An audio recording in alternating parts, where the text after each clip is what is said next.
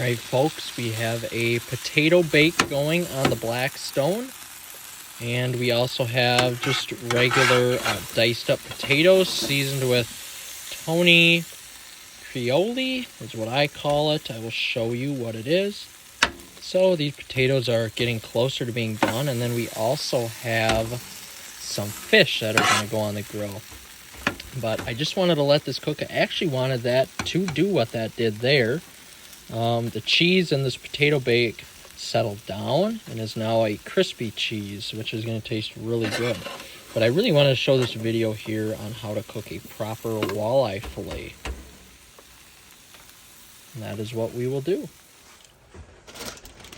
So you've got walleye from Christmas of 2020. Wow, well, would you look at that? So this walleye, it is 2022. This walleye is a little old, but it's still good. It's been in there for about 2 years as of Christmas. But it's still good. I've had it frozen. The meat is still pure. So what I'm going to do is actually try something a little different. Take some Olive Garden signature recipe croutons.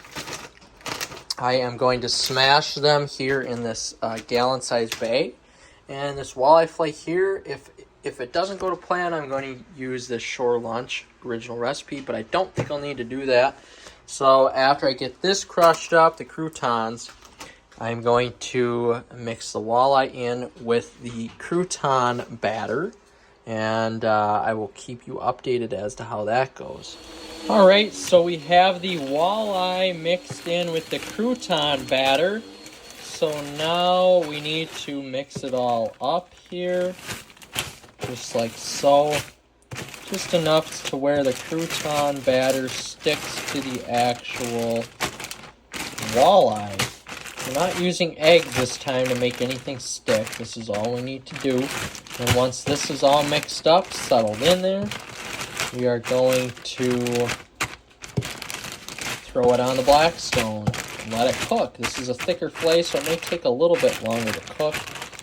This is that Tony Creole seasoning that I use. I really like for potato products. So this is going to be mixed up just to be about where it needs to be right now. What I am going to do is grab just a tad bit of not rice vinegar. We do not want the rice vinegar. I could use the oil from what I use at the golf course, but we're going to use this extra light tasting olive oil.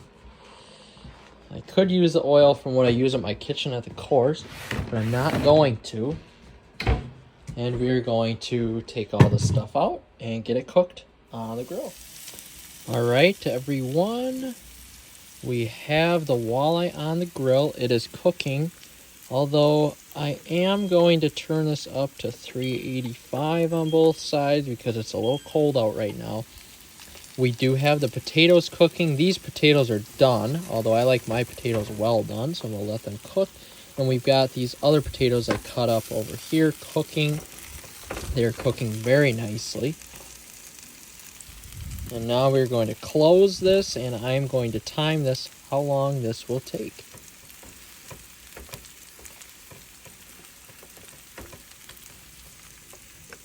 I'm actually going to turn this up to 400 and let it keep cooking. All right, there we go. It's in the black stone. I'm going to time this, and we will get it cooking. Finally, we are done cooking. So we had the potatoes, these potatoes specifically on the black stone. I had a lot of time to cook this, so it is 7:22. I had these potatoes on for about 40 minutes. These were already pre-cooked because I made those the other day.